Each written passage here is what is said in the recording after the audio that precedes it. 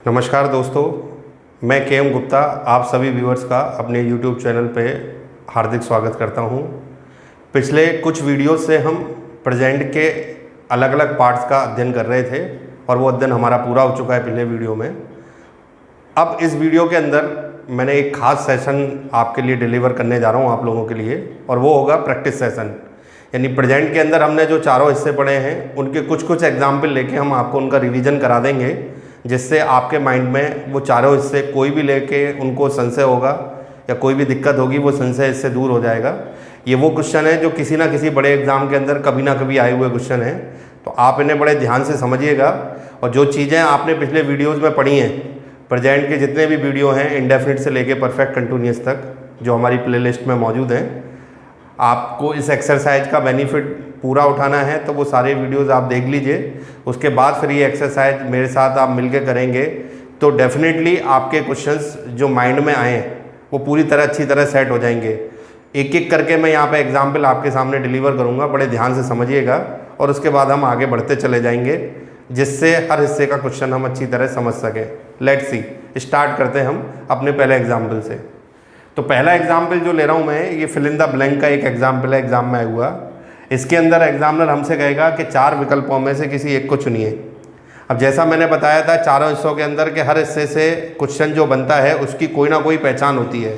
जैसे कंटिन्यूअस में आईएनजी एक पहचान थी, इंडेफिनिट में हिंट वर्ड थे, परफेक्ट में थे, परफेक्ट कंटिन्यूअस में समय एक पहचान होता है।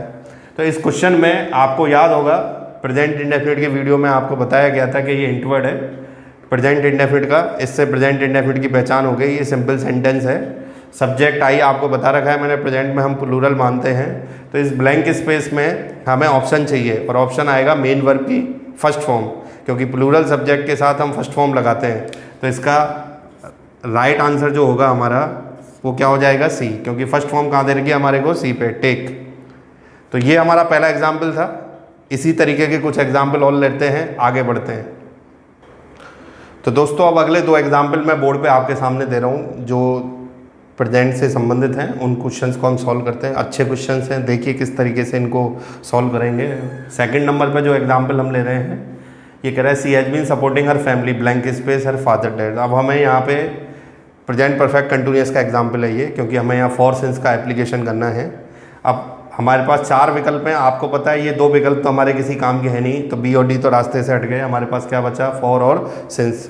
तो ऐसी स्थिति में आपको पता है कि ये काम यहाँ से शुरू हुआ है, इसका स्टार्टिंग पॉइंट हमें दिया है, और आपको मैंने बताया था अगर स्टार्टिंग पॉइंट अगर किसी काम के होने का दिया गया हो तो हम वहाँ पे किसका यूज़ करते हैं, सिंस।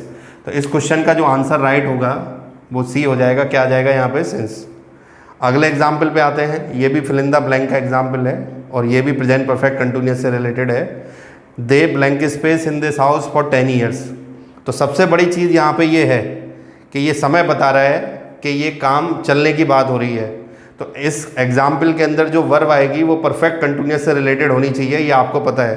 और परफेक्ट कंटिन्यूअस अगर इसके लिए हम बनाएंगे, हैज़ बीन हैव बीन होता है, चूँकि सब्जेक्ट हमारा प्लूरल है, तो उसके हिसाब से हैव बीन प्लस वर्ब की फर्स्ट फॉर्म में क्या आना चाहिए, आईएनजी। तो इसका आंसर बिल्कुल स्ट्रेट फॉरवर्ड है, तो इसका आंसर क्या आ जाएगा यहाँ पे, सी। तो ये 2 एग्जाम्पल हमने प्रेजेंट परफेक्ट कंटिन्यूअस से रिलेटेड देखे, जिसमें एक जगह हमने फॉर सिंस का यूज़ किया और एक एग्जाम्पल में हमने इस तरीके से देखा कि वर्ब जो दे रखी है वो सही है या नहीं। ऐसे कुछ एग्जाम्पल और आगे लेते हैं। लेट्स सी अब अगले एग्जाम्पल हम लेते हैं। यहाँ पे ये 2 सेंटेंस इंप्रूवमेंट के मैंने बहुत अच्छे एग्जाम्पल लिए, एग्जाम के अंदर आए हुए क्वेश्चन हैं, इनको सॉल्व करके देखते हैं। हमारा नेक्स्ट एग्जाम्पल जो सेंटेंस इंप्रूवमेंट से बना हुआ है वो कहता है children has just started to make paintings. अब इसको सॉल्व करना है। ये अंडरलाइन क्या हुआ ऐसा हमें पता लगाना। अगर ये सही है तो नो इम्प्रूवमेंट आंसर देना है, गलत है तो ये 3 विकल्पों में से इसे सही करना है।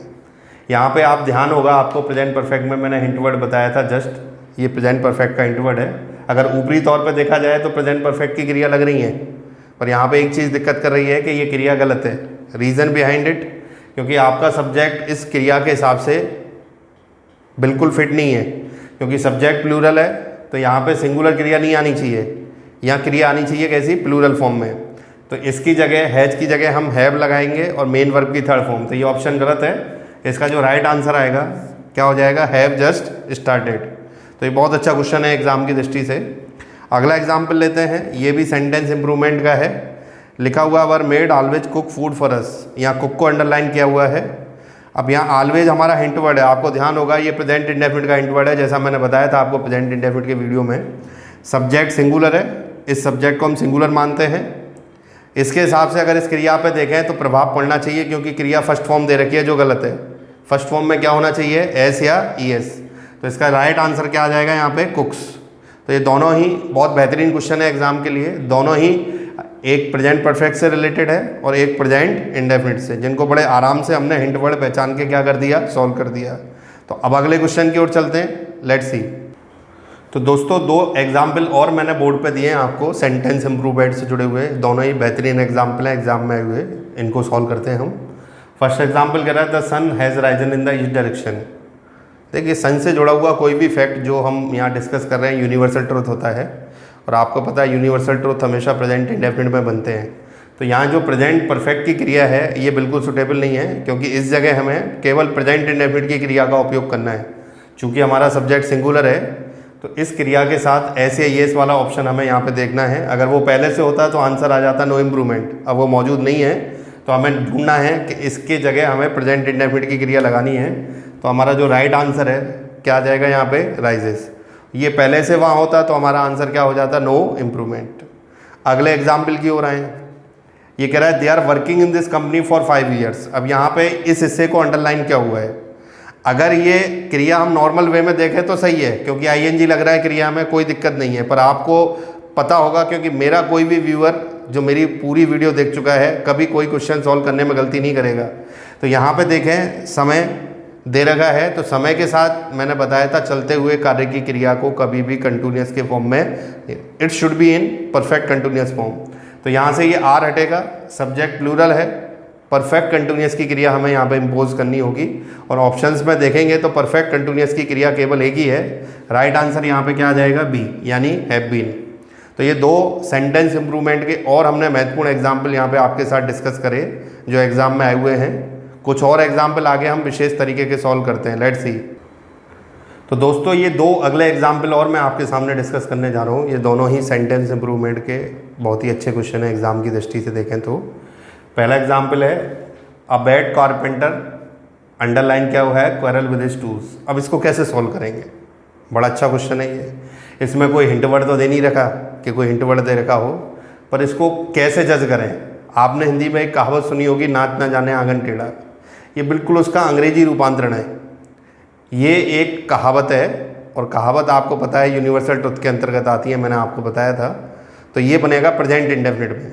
तो इससे हमारी एक चीज़ तय हो गई कि ये गलत है। क्यों, प्रेजेंट इंडेफिनिट में ये तब सही होता जब इस क्रिया में एस या ई एस लगा होता, क्योंकि हमारा सब्जेक्ट कैसा है यहाँ पे, सिंगुलर। तो अब इस सब्जेक्ट के हिसाब से अगर इस क्रिया को करेक्ट करें तो हमें फर्स्ट फॉर्म में क्या चाहिए, एस या ई एस। तो लेट्स सी, इसका आंसर होगा क्या हो जाएगा यहाँ पे, ए, क्वेरल्स। अगले एग्जाम्पल पे आए। अगले एग्जाम्पल में हम सबसे बड़ी चीज़ देख रहे हैं कि एक कंटिन्यूअस की क्रिया दी गई है, पर अंत में यहाँ पे समय जोड़कर लिखा गया है। अब यही इसकी ट्रिक है कि चूंकि जब समय आ रहा है, और आपने पढ़ा हुआ है परफेक्ट कंटिन्यूअस में कि क्रिया जब समय के साथ लिखते हैं तो कभी भी कंटिन्यूअस के फॉर्म में नहीं लिखते, वो परफेक्ट कंटिन्यूअस के फॉर्म में होनी चाहिए। सब्जेक्ट सिंगुलर है, इसके हिसाब से अगर इसको करेक्ट करेंगे तो हमारा राइट आंसर क्या आ जाएगा यहाँ पे, हैज बीन रिपेयरिंग। तो इनको सॉल्व करने में हमें कोई तकलीफ नहीं हो रही, बस हमें पहचानना है, क्योंकि एग्जाम में कहीं नहीं लिखा होता है ये टेंस का क्वेश्चन है, मैंने आपको बताया भी था। पर ये चीज़ आप किससे जज करते हैं कि इसको पढ़ के जज किया हमने, यूनिवर्सल ट्रुथ है। इस सेंटेंस में हमें इससे जजमेंट हो रहा है कि जब समय दे रखा है तो क्रिया कंटिन्यूअस के फॉर्म में नहीं होगी, किसके फॉर्म में होगी, परफेक्ट कंटिन्यूअस। चलिए कुछ एग्जाम्पल और लेते हैं हम। तो दोस्तों अब अगले एग्जाम्पल हम सॉल्व करने जा रहे हैं। एक सेंटेंस इंप्रूवमेंट का क्वेश्चन है, एक स्पॉटिंग एरर का। पहला जो एग्जाम्पल है ये बहुत ट्रिकी क्वेश्चन है, ट्रिकी इन द सेंस कि अगर आप थोड़ा सा ध्यान नहीं देंगे तो 100% गलत। और ये बहुत बार रिपीट हुआ क्वेश्चन है बैंकिंग, एसएससी और यूपीएससी के अंदर। मास्टरपीस क्वेश्चन आप सॉल्व करने जा रहे हैं यहाँ पे। इसमें नॉर्मली क्वेश्चन क्या देखेगा बच्चा के भाई द पास्ट 10 ईयर्स फॉल लग रहा है, लगेगा, मैंने आपको बताया था ये एक्सेप्शनल केस है। अब यहाँ पे आईएनजी लग रहा है, क्रिया में हैव बीन आ रहा है, एवरीथिंग आपके परसेप्शन के हिसाब से सब कुछ सही है, आप इसका आंसर क्या दे दोगे, नो इम्प्रूवमेंट। पर इसमें 2 चीज़ें जुड़ी हुई हैं, एक तो केवल इसको देखना और एक पुरानी चीज़ों को याद करना।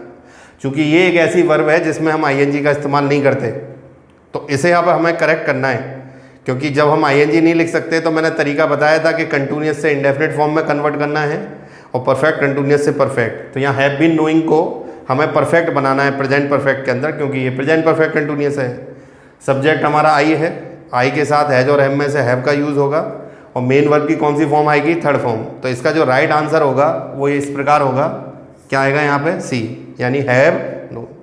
तो ये बहुत ही अच्छा क्वेश्चन है एग्जाम की दृष्टि से, क्योंकि इसमें अगर आप फ्लो में आके उत्तर देंगे तो ये हो जाएगा, और अगर सावधानी बरती तो आपका आंसर क्या आएगा यहाँ पे, सी। अगला एग्जाम्पल लेते हैं, ये भी प्रेजेंट परफेक्ट कंटिन्यूअस से जुड़ा हुआ है। ये कह रहा है she has been working in this organisation since 5 years. अब यहाँ पे इस जगह तो गलती नहीं है, क्योंकि समय के हिसाब से क्रिया सही है, परफेक्ट कंटिन्यूअस की क्रिया है। गलती यहाँ पे, क्योंकि ये तब लगता है जब स्टार्टिंग पॉइंट हमें दिया गया हो कि काम कब से शुरू हुआ है, पर यहाँ पे ये गलत है। यहाँ पे ये आपको फॉर का इस्तेमाल करना होगा। क्यों? क्योंकि यहाँ पे आपको पता लग रहा है काम चलते हुए कितना समय, यानी पीरियड ऑफ टाइम, तो उसका ज्ञान हो रहा है, इसलिए हमने सिंस की जगह यहाँ पे किसका इस्तेमाल किया, फॉर का। तो ये 2 एग्जाम्पल हमने सॉल्व करिए, दोनों प्रेजेंट परफेक्ट कंटिन्यूअस से जुड़े हुए एग्जाम्पल थे। अगला एग्जाम्पल लेते हैं, क्रम बढ़ाते हैं। तो यहाँ पे अब हम अगले 2 एग्जाम्पल देख रहे हैं, दोनों ही स्पॉटिंग एरर के क्वेश्चंस हैं, इनको सॉल्व करते हैं हम अपने तरीके से। देखिए ये चीज़ें सबसे ज़्यादा महत्वपूर्ण यूँ हैं क्योंकि हमने जो यहाँ पे स्टेप आपको डिलीवर किया है, अगर वो स्टेप हमारे पास अच्छी तरह तैयार है तो ये क्वेश्चन सॉल्व करने में किसी प्रकार की कोई तकलीफ आपको नहीं आएगी, ना समझने में। तो यहाँ पहला एग्जाम्पल देखें, ये कह रहा है, बहुत अच्छा क्वेश्चन है, एग्जाम में आया हुआ बैंकिंग के अंदर। Newspaper told us about the event that happen all over the world. 5वां हमारा हिस्सा है नो एरर। तो इसमें कुछ भी नहीं है, ना कोई हिंट वर्ड है, ना कुछ दिख रहा है जिससे हम इसको जज कर पाएँ कि हमारी ये वर्ब सही है या गलत है। पर ये बात जो कह रहा है वो एक यूनिवर्सल फैक्ट है, क्योंकि न्यूज़पेपर का काम ही न्यूज़ को डिलीवर करना है, वो बनाई इसीलिए। इसका मतलब ये प्रेजेंट इंडेफिनिट में बनेगा, क्योंकि ये यूनिवर्सल फैक्ट को व्यक्त कर रहा है। अब इससे तय होने के बाद हमें पता लग गया कि ये हमारी वर्ब गलत है, क्योंकि ये सेकंड फॉर्म है जो कतई प्रेजेंट इंडेफिनिट को व्यक्त नहीं करती। सब्जेक्ट प्लूरल है तो हमें इसे प्रेजेंट इंडेफिनिट की लायक बनाना है, तो इसको हम हटाएंगे, रिमूव करेंगे और इसकी फर्स्ट फॉर्म का यूज़ करेंगे। क्या आ जाएगा यहाँ पे, टेल।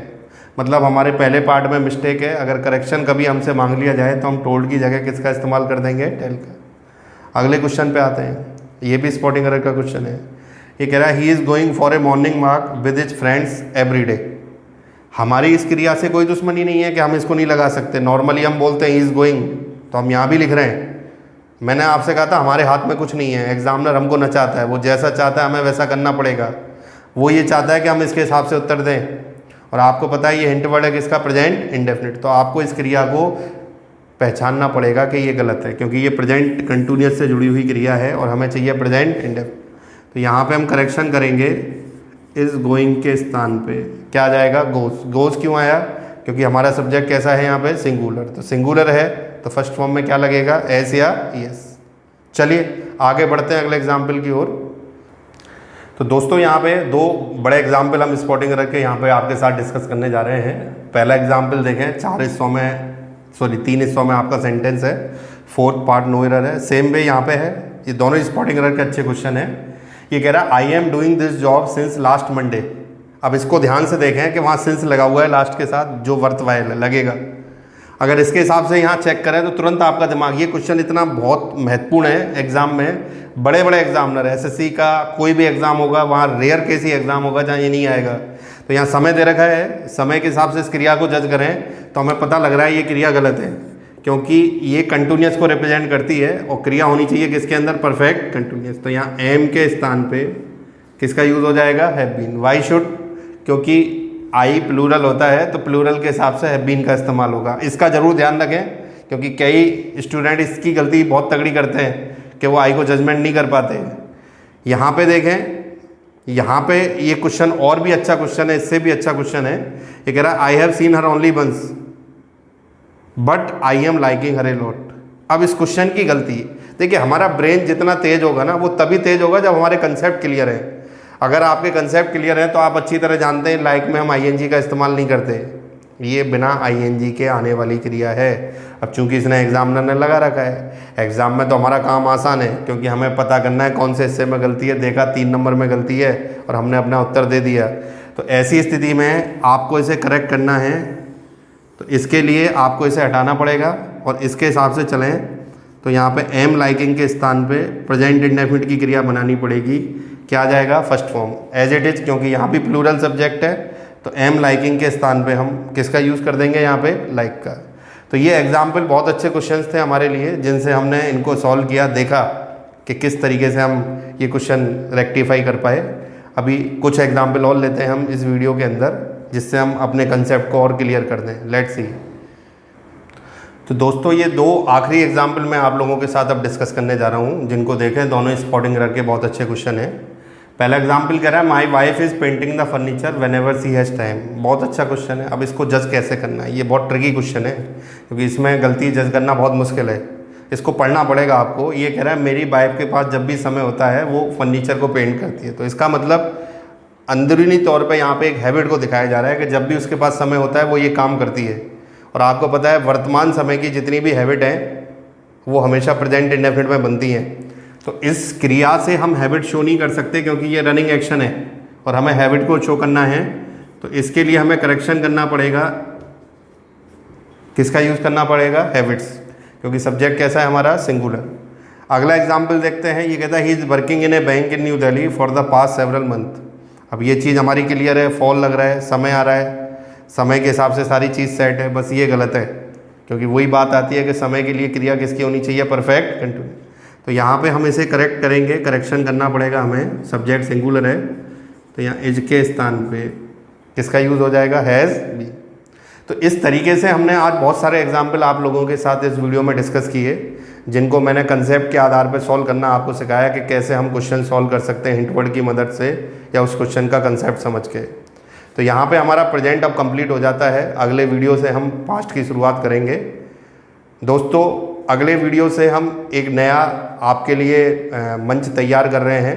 इस भाषा का एक बहुत महत्वपूर्ण हिस्सा, कई स्टूडेंट की डिमांड थी कि सर वोकैब के ऊपर फोकस करें, तो हम उसी डिमांड को पूरा करते हुए अगले मॉड्यूल से हम एक सिस्टम डेवलप करने जा रहे हैं। इस सिस्टम के हिसाब से एक दिन हम ग्रामेटिकल पोर्शन का वीडियो अपलोड करेंगे और एक दिन हम वोकैब, अल्टरनेट चलेगा। मतलब एक दिन ग्रामर से जुड़े वीडियो आएंगे और एक दिन वोकैब से। वोकैब के बहुत इंटरेस्टिंग कंसेप्ट मैं अपने वीडियोस के माध्यम से आप लोगों को डिलीवर करूंगा। तो हमारे साथ बने रहिए, क्योंकि आगे बहुत महत्वपूर्ण चीज़ें आपको मेरे साथ पढ़नी है। आप इन चीज़ों को लगातार देखते रहिए, दूसरों तक भी पहुंचाइए। चैनल को जितना हो सके दूसरों से सब्सक्राइब आप तो खुद करिए ही, अपने मित्रों में जानने वालों और नज़दीकी लोगों से भी इसे सब्सक्राइब करवाइए, जिससे कि ये ज्ञान उन तक भी पहुंच सके। तो आगे हम अगले मॉड्यूल से पास्ट की शुरुआत करेंगे और उसके साथ साथ वोकैब की भी हम शुरुआत करेंगे अपने वीडियोज़ के माध्यम से। Thank you viewers, thank you very much.